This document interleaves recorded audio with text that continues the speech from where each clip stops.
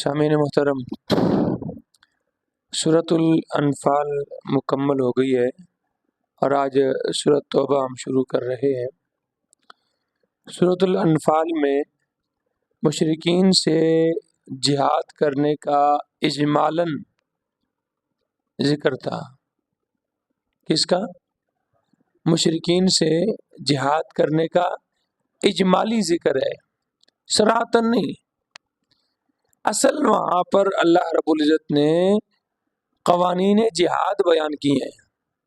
سورۃ الانفال میں قوانین جہاد بیان کیے ہیں اور ساتھ ساتھ یہ بیان کیا کہ اگر تمہیں فتح نصیب ہو جائے اور فتح کی صورت میں جو تمہارے پاس مال غنیمت آئے نا، وہ مال غنیمت اللہ اور اس کے رسول کا ہے، یعنی اللہ کا ہے اور اللہ کا رسول اللہ کے حکم کے مطابق تقسیم کرے گا، لہذا تم اس کے بارے میں، مال غنیمت کے بارے میں آپس میں نہ جھگڑو، مال غنیمت کے بارے میں آپس میں نہیں جھگڑنا۔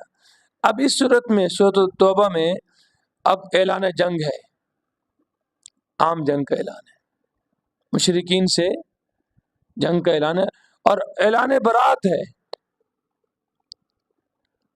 کس چیز کا اعلان ہے جی؟ اعلان براعت۔ آج کل وہ ہم کرتے نہیں ہیں جو آگ کرنا جس کو کہتے ہیں، والدین اپنے بچے کو کیا کر دیتے ہیں؟ آگ، یہ مجھ سے آگ ہے بھائی، یہ میری بات نہیں مانتا، میں اس کے نفع نقصان کا مالک نہیں ہوں۔ یہ اس سے بھی آگے بڑھ کر ہے، اللہ ان کی طرف سے کیا کر رہا ہے؟ برات کا اعلان کر رہا ہے، صاف جواب ہے اللہ کی طرف سے۔ اور یہاں پر اس صورت میں مشرکین مکہ کے ساتھ یا دیگر مشرکین کے ساتھ جہاد کرنے کے جو موانع تھے نا، ان کے ساتھ جہاد کیوں نہیں کرنا چاہیے، کیوں نہیں کرنا چاہیے، اس کی اللہ نے جواب دیے ہیں۔ 4 موانع بیان کیے ہیں، کتنے؟ 4، اور پھر ان کے جواب بھی دیے ہیں۔ 4 موانع اور ان کے جواب بھی دیے ہیں۔ اس صورت کے 2 حصے مضمون کے اعتبار سے۔ پہلا حصہ یہاں سے شروع ہوتا ہے جہاں سے ابھی ہم نے پڑھا ہے اور رکوع نمبر 5 کے آخر تک لا یہدی القوم الکافرین تک ہے۔ دوسرا حصہ رکوع نمبر 6 کی ابتدا سے شروع ہوتا ہے یا ایھا الذین آمنوا ما لکم اذا قیل لکم انفروا، اور ختم ہوتا ہے لعلہم یحذرون، رکوع نمبر 15 تک۔ پھر آخر میں جو ہے نا یا ایھا الذین آمنوا قاتلوا الذین یلونکم سے آخر صورت تک انہی مضامین کا جو پہلے دونوں حصوں میں بیان ہوں گے نا، وہ دوبارہ اس کا تکرار ہوگا۔ پہلے حصے میں وعدہ خلافی کرنے والے مشرکین، بدعہدی کرنے والے مشرکین سے اعلان براعت، یعنی جو لوگ تم سے وعدہ کر کے وعدہ کیا کر رہے ہیں؟ توڑ رہے ہیں، مشرکین مکہ، وہ آگے آ رہا ہے، میں تفصیل بتاؤں، ان سے اللہ صاف برات کا اعلان کر رہے ہیں۔ مشرکین کے ساتھ جنگ کا اعلان ہے۔ پہلے حصے میں مشرکین سے جنگ کرنے کے بارے میں شبہات جو موانع کی صورت میں ہے ان کو اللہ بیان فرمائیں گے اور مشرکین سے قتال کرنے کے اسباب اور وجوہ ذکر کریں گے۔ یہ 3-4 چیزیں ہیں۔ دوسرے حصے میں منافقین پر زجریں ہیں، منافقوں پر۔ منافق کون ہوتے ہیں؟ جو زبان سے کلمہ پڑھتے ہیں، جیسے آج جمعے میں بھی اس کے اوپر میں نے گفتگو کی تھی، زبان سے تو کلمہ پڑھیں لیکن دل میں ایمان کتنی چیزوں کا نام ہے؟ 3 چیزوں کا، آج بتائی تھی۔ کتنی چیزوں کا؟ 3۔ کون کون سی؟ اقرار باللسان، زبان سے اقرار، تصدیق بالقلب، دل سے بھی اس بات کا، جس بات کا زبان سے اقرار کر رہا ہے، اظہار کر رہا ہے، دل سے بھی اس کی کیا کرے؟ تصدیق کرے، دل بھی اس کا اس بات کو مانے۔ نمبر 3 والعمل بالجوارح، اعضاء سے اس کا اظہار بھی ہو۔ نماز یہ اس کا اظہار ہے، روزہ یہ اس کا اظہار ہے، حج، زکوٰۃ، یہ سارے کیا ہیں؟ انہی زبان سے جو اقرار کیا تھا اللہ ایک ہے، محمد اللہ کے رسول ہیں، دل سے اس کی تصدیق کی تھی، اب ان کے جو احکام ہیں وہ ہم پر لاگو ہو گئے اور ان کا اظہار کہاں سے ہوگا؟ اعضاء سے ہوگا، اعمال کے ذریعے، یہ ساری چیزیں. تو 3 چیزوں کا نام ہے. 3 چیزیں اگر ہوں گی تو ایمان ہے. اب منافق کون ہوتا ہے؟ زبان سے تو اقرار کرتا ہے لیکن دل میں ایمان نہیں ہے. اس کا ذکر اللہ نے سورۃ بقرہ میں فرمایا ہے، وَمِنَ النَّاسِ مَن يَقُولُ آمَنَّا بِاللَّهِ وَبِالْيَوْمِ الْآخِرِ وَمَا هُمْ بِمُؤْمِنِينَ. کچھ لوگوں میں سے کچھ وہ ہیں جو کہتے ہیں کہ ہم ایمان لا چکے ہیں اللہ پر بھی اور آخرت پر بھی، لیکن حقیقت میں وہ ایمان نہیں لائے. یخادعون اللہ والذین آمنوا، وہ اپنے خیال میں اللہ کو دھوکہ دے رہے ہیں. اللہ کو تو دھوکہ کوئی نہیں دے سکتا. یخادعون اللہ کا مطلب یخادعون رسول اللہ. اللہ کو دھوکے سے مراد کیا ہے؟ اللہ کے رسول کو دھوکہ، اللہ کو دھوکہ ہے. رسول کون ہے؟ اللہ کا بھیجا ہوا ہے نا. اگر رسول کی مخالفت کریں گے تو وہ کس کی مخالفت ہے؟ اللہ کی مخالفت ہے. اس لیے فرمایا یخادعون اللہ والذین آمنوا، اللہ کو بھی دھوکہ دے رہے ہیں یعنی اللہ کے رسول کو اور ایمان والوں کو. بظاہر کلمہ پڑھ کر ایمان والوں کے درمیان آ کر کیا ہو جاتے ہیں؟ شریک ہو جاتے ہیں. اب دل کا حال تو ہمیں نہیں معلوم نا، کسی کو بھی نہیں معلوم. جب تک رسول موجود تھا اللہ کی طرف سے وہی آ رہی تھی اور اللہ نے بتلا بھی دیا کہ فلاں منافق ہے، فلاں منافق ہے، فلاں منافق. اور یہ اللہ کے نبی نے کن کو بتایا تھا؟ حضرت حذیفہ بن یمان رضی اللہ تعالیٰ عنہ کو اللہ کے نبی نے ان منافقوں کے نام بتلا دیا تھا کہ یہ بندہ کیا ہے؟ منافق ہے. یہ منافق آدمی کافر سے زیادہ خطرناک ہے.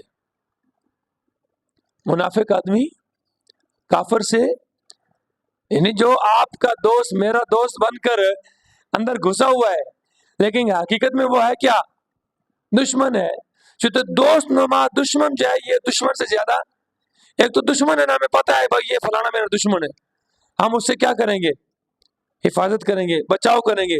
لیکن ایک ہے آپ کا دوست، ہمارا دوست بنا ہوا ہے لیکن اندر سے وہ کیا ہے؟ جڑیں کاٹ رہا ہے، دشمن ہے. تو یہ زیادہ خطرناک، کیونکہ اس کے سامنے ہم اپنے راز رکھ رہے ہیں، اس کو تو ہم تو دوست سمجھتے ہیں. اس لیے اللہ رب العزت نے منافقوں کے بارے میں جتنی مذمت بیان کی ہے نا، سورۃ بقرہ کے اندر بھی کافروں کا تو ذکر صرف 3 آیتوں میں ہے، ایمان والوں کا ذکر 5 آیتوں میں ہے، اور منافقوں کا ذکر 13 آیات میں ہے. کتنی آیات میں؟ 13 آیات میں تفصیل کے ساتھ. پھر جگہ جگہ ایک سورۃ المنافقون، پوری سورت اللہ نے انہی کے لیے انہی کے نام سے اتاری، سورۃ المنافقون. اور یہاں بھی اس صورت میں بھی منافقوں کے اوپر زجر ہے اور مومنوں کے لیے ترغیب الی القتال ہے. دوسرے حصے کے آخر میں اللہ فرمائیں گے ما کان للنبی والذین آمنوا ان یستغفروا للمشرکین. فرمایا کہ مشرکین سے جہاد جاری رکھو، اور تمہارے جو متعلقین حالت کفر میں مر چکے ہیں، تمہارے جو رشتہ دار ہیں جو حالت کفر میں، حالت شرک میں مر چکے ہیں، یا جن کے دلوں پہ مہر جباریت لگ چکی ہے، اللہ کی طرف سے کیا لگ چکی ہے؟ ختم اللہ علی قلوبہم، اللہ نے ان کے دلوں پر کیا لگا دی ہے؟ مہر لگا دی ہے. اور سب کچھ ان کے سامنے واضح ہوتا ہے کہ یہ اللہ کا پیغمبر ہے، سچا ہے. ابو جہل مانتا تھا نا کہ محمد کیا ہے؟ صلی اللہ علیہ وسلم سچا ہے. ابو لہب بھی مانتا تھا، ابو طالب صاحب بھی مانتے تھے کہ میرا بھتیجا کیا ہے؟ سچا ہے. لیکن ایمان کیوں لے لائے؟ ختم اللہ علی قلوبہم، اللہ ان کے دلوں پر اللہ نے مہر، کیونکہ ایمان انہوں نے اس جو فطری ہدایت تھی نا، فطری جو اللہ نے ہر ایک انسان کو پیدائشی طور پر دی ہوتی ہے، اس فطری ہدایت سے کام نہیں لیا اور غلط راستے پر چل پڑے. اب اللہ نے رسول بھی بھیج دیے، پیغمبر بھیج دیے، واعظین بھیج دیے، کتابیں بھیج دی، سمجھاتے رہے لیکن نہیں مانتا. اب یہ جب بندہ نہیں مانتا پھر اللہ کیا لگا دیتے ہیں؟ مہر لگا دیتے ہیں. تو اللہ فرماتے ہیں کہ ان کے لیے دعائے مغفرت بھی مت کرو. ایسے لوگ جو آپ کے رشتہ دار، قریبی رشتہ دار کیوں نہ ہو، اگرچہ وہ نہایت قریبی رشتہ داری کیوں نہ ہو، کفر کی حالت میں مر گئے ہیں، شرک کی حالت میں مر گئے ہیں. کفر عام ہے اور شرک خاص ہے. کفر نبی کا انکار کرنے کے ساتھ بھی بندہ کیا ہو جاتا ہے؟ کافر. آخرت کا انکار کرنے سے بھی بندہ کیا ہو جاتا ہے؟ کافر. زکوٰۃ کا انکار کرنے سے بھی بندہ کیا ہو جاتا ہے؟ اور نبی پاک صلی اللہ علیہ وسلم کی وفات کے بعد جب کچھ لوگوں نے، کچھ قبائل نے زکوٰۃ سے کیا کر دیا تھا؟ انکار. تو حضرت صدیق اکبر رضی اللہ تعالیٰ عنہ نے ان کے خلاف کیا کیا تھا؟ جہاد کیا تھا نا. کیوں کیا تھا؟ اس لیے آپ نے فرمایا کہ خدا کی قسم جو آدمی رسول اللہ صلی اللہ علیہ وسلم کی زندگی میں اگر اپنی بکری کی رسی زکوٰۃ میں دیتا تھا، اگر کوئی آدمی وہ دینے سے بھی کیا کرے گا؟ انکار کرے گا، تو میں اس کے خلاف بھی کیا کروں گا؟ کیونکہ زکوٰۃ کس کا حکم ہے؟ اللہ کا حکم ہے. تو اللہ کے کسی ایک حکم سے انکار بھی بندہ کیا ہوتا ہے؟ شرک خاص ہے. کفر عام ہے، کفر کی کئی صورتیں ہیں، شرک ایک خاص ہے. شرک کیا ہے؟ اللہ کی ذات میں، اللہ کی صفات میں اور ذات اور صفات کے تقاضوں میں کسی انسان کو شریک کرنا.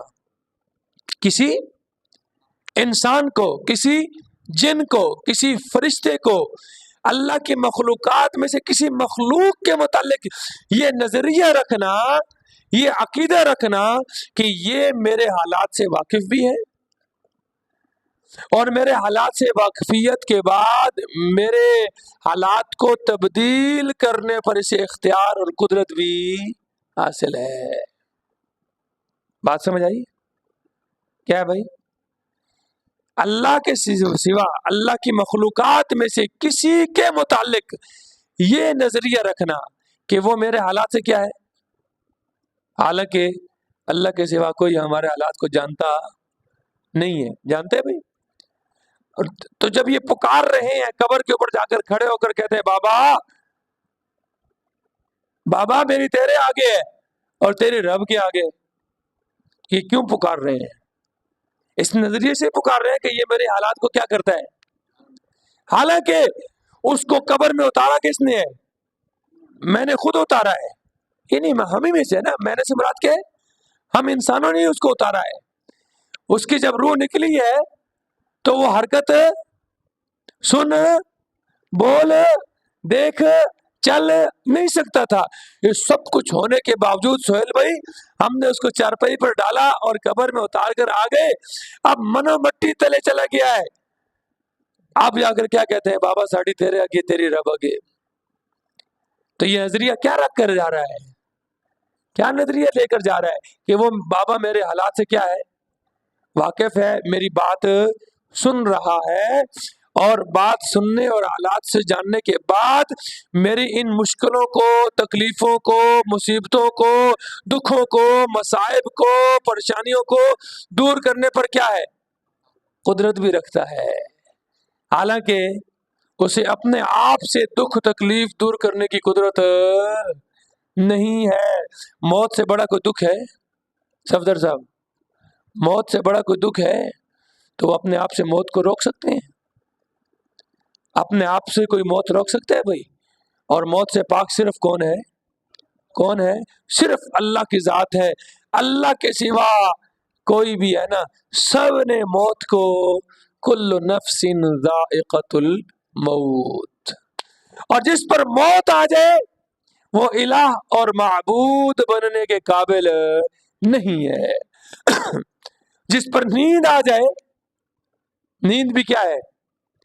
کمزوری ہے، اور موت سب سے بڑی کمزوری ہے. سمجھ آ رہی ہے؟ تو اللہ فرماتے ہیں کہ میرے پیغمبر کسی نبی کے لیے مناسب نہیں ہے. ما کان للنبی، کسی نبی کے لیے مناسب نہیں ہے. والذین آمنوا، اور ایمان والوں کے لیے بھی مناسب نہیں ہے. ان یستغفروا للمشرکین، کہ کیا کریں؟ بخشش طلب کریں، معافی مانگیں، مغفرت کی دعا کریں. کس کے لیے؟ مشرک کے لیے، مشرکوں کے لیے. سمجھ؟ یہ آگے آخر میں بیان ہوگا. چلیے شروع کرتے ہیں. براءۃ من اللہ ورسولہ. بسم اللہ ہم نے یہاں پر نہیں پڑھی. کیوں نہیں پڑھی؟ نہیں لکھی ہوئی. کیوں نہیں لکھی ہوئی؟ اللہ نے اس صورت کو اتارا ہی اسی طرح ہے، بسم اللہ کے بغیر. سب سے جو راجع توجیہ ہے نا وہ یہی ہے. اگر ایک آدمی یہیں سے تلاوت شروع کر رہا ہے، اب یہ ذرا حکم سن لینا، مسئلہ سن لینا. صبح آئے حاجی حسن صاحب، صبح آتے ہیں، تلاوت کرتے ہیں. آ کر تلاوت شروع کہاں سے کی ہے؟ سورۃ توبہ سے تو اب یہ اعوذ باللہ بھی پڑھیں گے، بسم اللہ بھی پڑھیں گے. سمجھ آ رہی ہے؟ یہ اب جو بسم اللہ پڑھنی ہے اس لیے نہیں پڑھنی کہ سورۃ توبہ کی وجہ سے، بلکہ تلاوت کی ابتدا ہو رہی ہے اس لیے بسم اللہ پڑھنی ہے. اگر آپ پڑھتے آ رہے ہیں پیچھے سے سورۃ انفال پڑھی ایک ہی مجلس میں اور ساتھ ہی کیا شروع ہو گئی، سورۃ توبہ شروع ہو گئی، تو اب یہاں درمیان میں بسم اللہ نہیں پڑھنی. کیوں نہیں پڑھنی؟ اس لیے کہ بسم اللہ میں اللہ کی رحمت کا، اللہ کی طرف سے بخشش کا ذکر ہے. امان ہے نا، بسم اللہ الرحمن الرحیم، اللہ کے نام سے شروع کرتا ہوں جو بڑا مہربان ہے، نہایت رحم کرنے والا ہے. اور سورۃ توبہ کے اندر تو کیا ہے؟ عذاب کا ذکر ہے، قتال کا ذکر ہے، قطع تعلقی کا ذکر ہے. کن کے ساتھ؟ کافروں سے، مشرکوں سے، اعلان برات کا ذکر ہے. اس لیے یہاں بسم اللہ کا اور اس کا آپس میں جوڑ نہیں ہے. اس لیے تلاوت کے یہاں تلاوت کے درمیان اگر یہاں پہنچے ہیں تو یہاں پر بسم اللہ نہیں پڑھنی، اور یہاں بسم اللہ لکھی ہوئی بھی اسی لیے نہیں ہے. براءۃ من اللہ ورسولہ، صاف جواب ہے اللہ کی طرف سے، بیزاری کا اعلان ہے. من اللہ، کس کی طرف سے؟ اللہ کی طرف سے. ورسولہ، اور اس کے رسول کی طرف سے. الی الذین عاہدتم من المشرکین، ان مشرکوں کو جن سے تمہارا عہد معاہدہ ہوا ہے. یہ اسلام سے پہلے اسلام سے پہلے کہ استغفر اللہ، فتح مکہ سے پہلے صلح حدیبیہ میں مشرکین کے ساتھ معاہدہ ہوا تھا نا کہ 10 سال تک آپس میں کیا ہوگی؟ لڑائی نہیں کریں گے. اور جو جو قبائل تمہارے حلیف ہوں گے اور جو ہمارے قبائل حلیف، یعنی کہ بعض قبائل ایسے ہیں جن کا تمہارے ساتھ معاہدہ ہے اور بعض قبائل ایسے ہیں جن کا ہمارے ساتھ معاہدہ ہے، تو ان کے ساتھ بھی ہم لڑائی نہیں کریں گے. تو بنو بکر نے یہ معاہدہ توڑ دیا. بنو بکر کا معاہدہ تھا مشرکین کے ساتھ، مشرکین مکہ کے ساتھ، ان کے ساتھ ان کی حلف تھا. ٹھیک ہے؟ بنو بکر نے جو مسلمانوں کے ساتھ جو قبائل جن کا معاہدہ تھا نا، ان کے خلاف انہوں نے کیا کیا؟ ان کے کچھ جانور پکڑ لیے، ان کا بندہ مار دیا. اللہ نے اعلان کر دیا بھائی اب یہ خود انہوں نے معاہدہ توڑا ہے، نکلو. اور اس کے بعد یہ فتح مکہ کے موقع ہے. اس کے بعد پھر عام برات کا اعلان کیا. یہ شوال سن 9 ہجری میں یہ حکم نازل ہوا ہے. براءۃ من اللہ ورسولہ، برات کا اعلان ہے اللہ کی طرف سے، بیزاری کا اعلان ہے، صاف جواب ہے اللہ اور اس کے رسول کی طرف سے. الی الذین، ان لوگوں کو، عاہدتم، جن سے تمہارا کیا ہے؟ عہد ہے، جن سے تم نے وعدہ کیا ہے. من المشرکین، مشرکین میں سے. فسیحوا فی الارض، ان کو بتا دو کہ چلو پھرو زمین میں 4 اشہر، 4 مہینے تک. یہ 4 مہینے کون سے ہیں جی؟ اشہر حرم، حرمت والے مہینے کون کون سے ہیں؟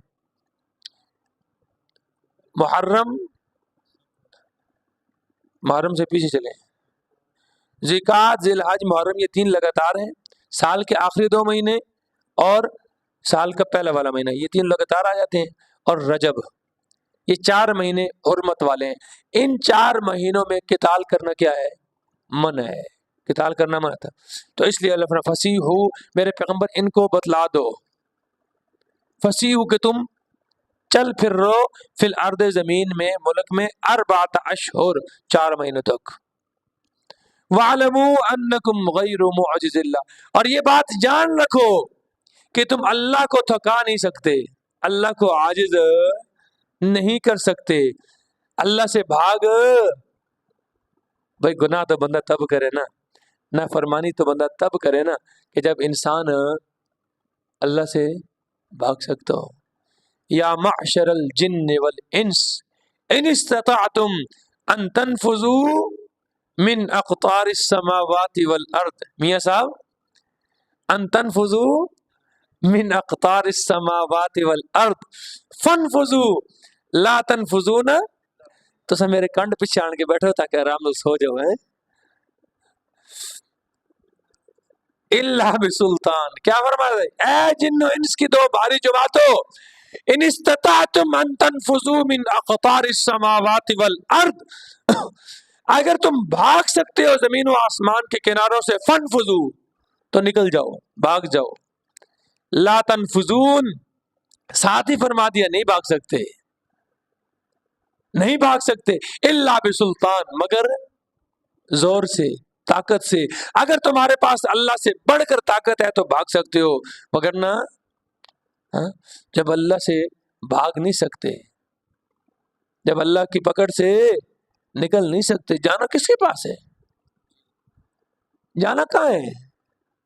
کھا لے گا تو کدھر جائے گا؟ کھا لے، کھاتا رہے، کہاں جائے گا بھاگ کر؟ جائے گا تو اللہ کے پاس ہی نا. اور اللہ کے یہاں دنیا میں انصاف نہیں ہے، یہاں پیسے کا انصاف ہے. سہیل بھائی، کس کا انصاف ہے؟ پیسے کا انصاف ہے، ڈنڈے کا انصاف ہے. یہاں عہدے اور برادری کا انصاف ہے، جائیداد کا انصاف ہے. جس کے جو جائیدادوں کا مالک ہے، انصاف اس کے ساتھ ساتھ خود بخود چل رہا ہے. عہدہ جس کے پاس ہے، انصاف اس کے حق میں خود بھاگ کے جا رہا ہے. پیسہ جس کے پاس ہے جی شیر خان صاحب، انصاف اس کے پاس خود بخود بھاگ کر جا رہا ہے. انصاف بھی بڑا سیاںا ہے. اب یار، اور غریب آدمی حق پر ہے، سچ پر ہے، مظلوم ہے، لیکن اس کا یہی سب سے بڑا قصور ہے کہ وہ غریب کیوں ہے. اس کا قصور کیا ہے؟ وہ غریب ہے، اس لیے انصاف اس کے قریب ہے صفدر صاحب. لیکن اللہ کی عدالت میں نہ پیسے چل رہے ہیں، نہ جماعت چلنی ہے. اب یہ جتھا زیادہ ہے، طاقتور زیادہ ہے، نہ پیسہ، نہ جماعت، نہ زور آور طاقت، نہ کسی کی سفارش چلے گی. سفارش بھی نہیں چلے گی.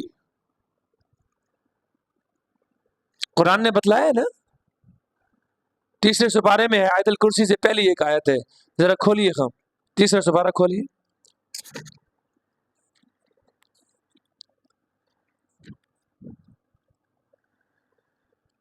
اللہ اکبر، اللہ اکبر. تیسرا سپارہ رکوع پہلا ختم ہو رہا ہے، دوسرا شروع ہو رہا ہے. یا ایھا الذین آمنوا انفقوا مما رزقناکم من قبل ان یأتی یوم لا بیع فیہ ولا خلۃ ولا شفاعۃ. سمجھ آ رہی ہے؟